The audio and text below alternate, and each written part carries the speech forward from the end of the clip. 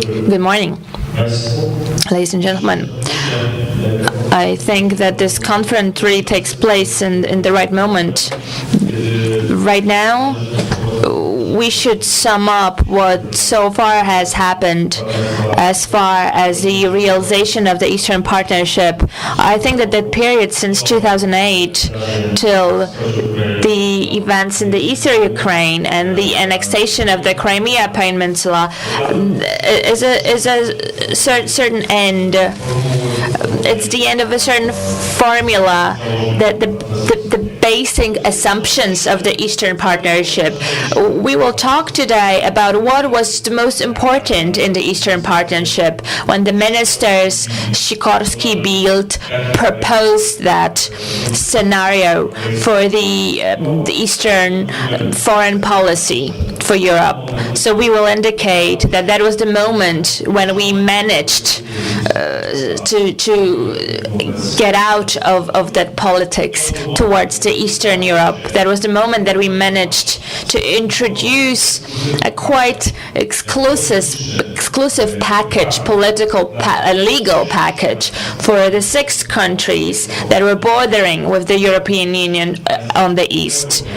European countries, we should emphasize that as well. It was the moment when we were trying to build, but we didn't succeed in that finally, to build a model of financing the cooperation of the EU with those countries. We have to say that the most important thing as far as the financing is concerned was, I think, sort of creating financial instruments in 2007 within the labor program in Europe. The important element was creating of the political platforms, sort of trying to include at least part of the political elites in those countries to the political circulation in the European Union. And of course, we partially managed to do that. For example, parliamentary cooperation between the European Parliament and parliaments in those particular countries. An important indicator of that process was a political cooperation within the European political families, where politicians, MPs, ruling parties, politicians from particular countries of the Eastern Partnership had this unique opportunity to participate in that particular political circulation within the European Union. When the Eastern Partnership was being created, this main point in the Western Europe was the fact that at least in 3 countries of the Eastern Partnership, Georgia, Moldova, and the Ukraine, we were witnessing changes, or it was just after the changes that gave us a serious hope that in these countries we would witness a pro-European government, stable, long-term European governments. Today, when we're summing up that period that I think ended last spring, the spring of 2014, we have to pay attention to this one basic fact. I think it's most important from the Vilnius summit. Within the countries in the Eastern Partnership, we had 3 countries that have the legal infrastructure that gives us the possibility to continue continue the cooperation and continue the hope that the process that began with the partnership would develop, and we'll be able to talk about that these countries are open to the European Union membership. From the other side, we can also see the lack, the problems of the Eastern Partnership. Of course, talking about the cooperation with Russia. Russia was being considered in the politics of Russia or Germany, not as a country, a problematic country, but somebody determined to modernization, a country that, as the French would say, that if we approach it in a patient manner, it's predestined to change, completely change its course, its politics, for the one closer to the European standards.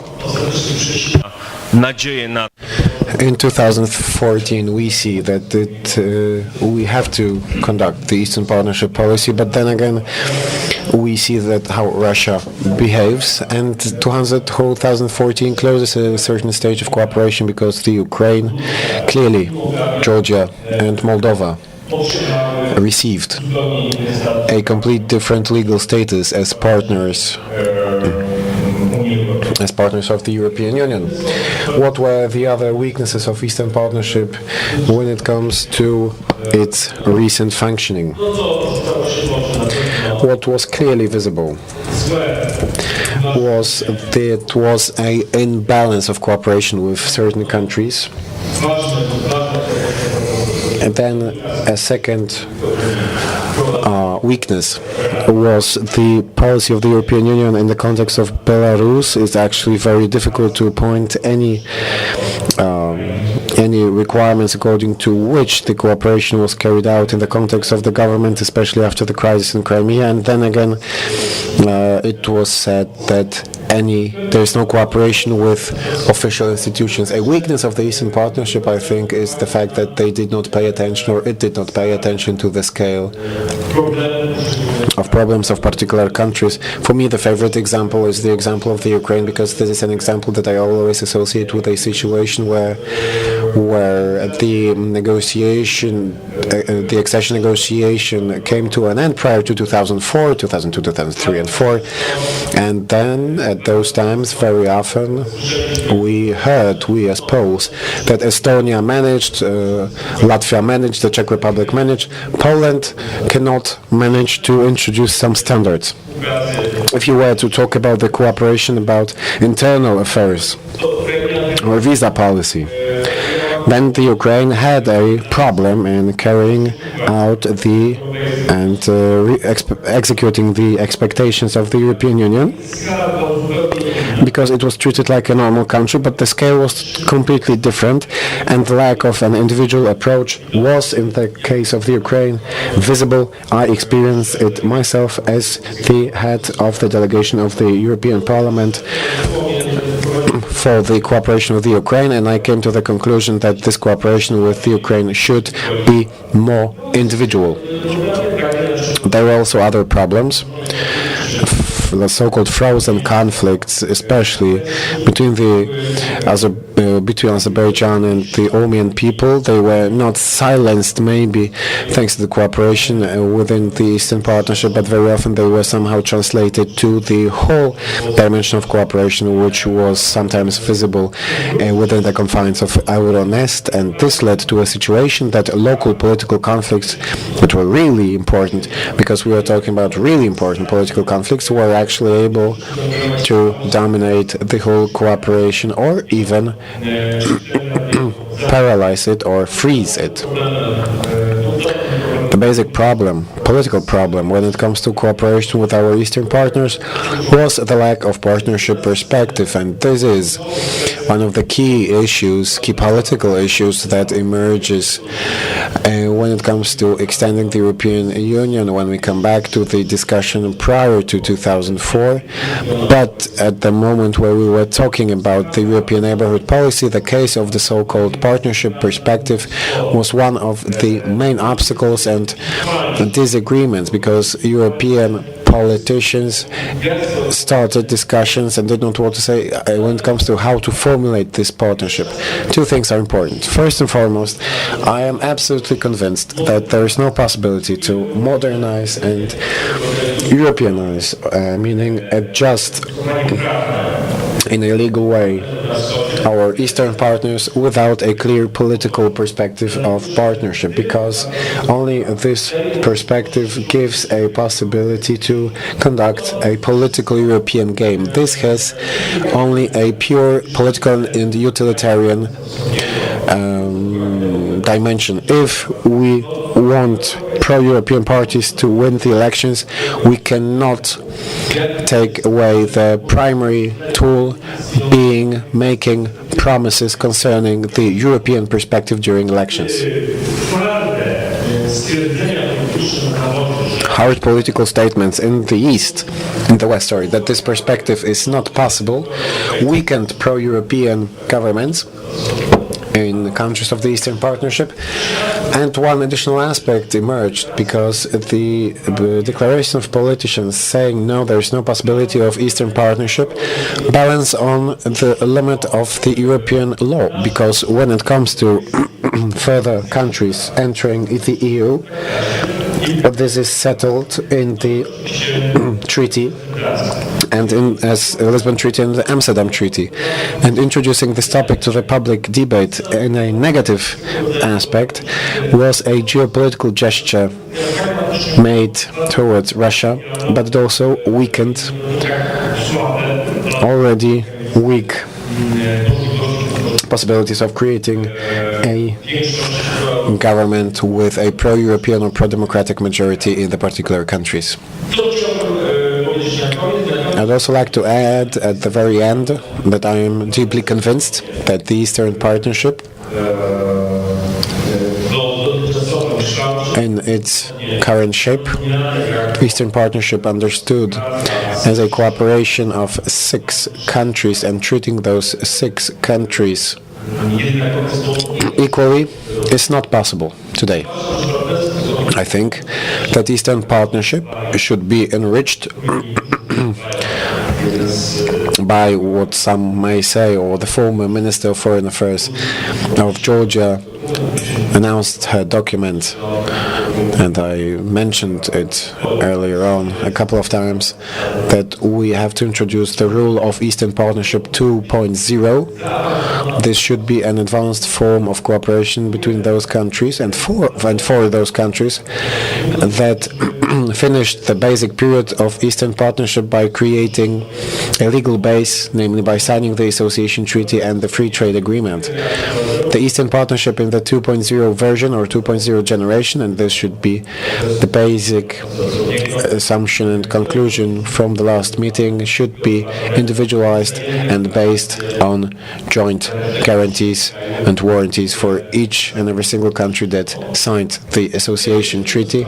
And here we reach the last thing, which is, in my opinion, during various debates and conferences and discussions, most controversial and emotional, namely the question which is being analyzed on the basis of Ukraine, how to not repeat the mistakes of the Orange Revolution, so how to make it possible that the help of the European Union and international financial institutions was used in an effective way.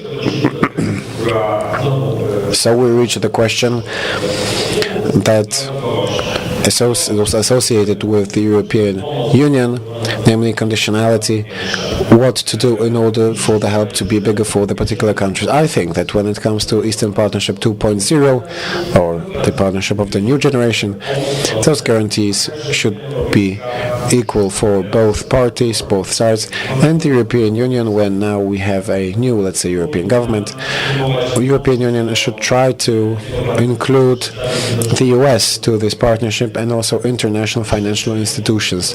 The experience made in the last year shows that the European Union is too weak to give 100% guarantees to our partners in these. So I am a supporter of conditionality. I think that with each and every single country that I have mentioned, apart from those legal agreements that are also executive agreements and would show in a detailed way how money should be spent, how credit should be spent, and so on and so forth, they should also show, or or describe in a detailed way the pace of reforms and possibilities of reforms in each and every single country. But those guarantees should be given not only by governments in the Ukraine, Moldova, and Georgia, but also those three countries during the closest time should get bigger political guarantees. I call this a political umbrella that is especially important when you want to introduce reforms. If you want to compare the current situation with the situation in Poland 25 years ago, well, let me say one sentence that should influence your imagination. Would Leszek Balcerowicz be able to conduct the structural reforms if in one or two voivodeships he'd have a military conflict or even open war? The answer is of course no. So if we're talking about conditionality, about stronger conditionality, about securing about bigger securities than after the Orange Revolution in 2004, the answer is yes. But the guarantees should be given also in the other direction. These should be political guarantees and not only financial ones, because political ones are one of the best. They're one of the best guarantees that financial help will also be spent in a proper way, and this will be given for reforms. So an end of the Eastern Partnership. The Eastern Partnership needs a new partnership of a new generation, 2.0, conditionality, yes, of course, but only if the West will give long-term political guarantees securing financial reforms. Thank you very much.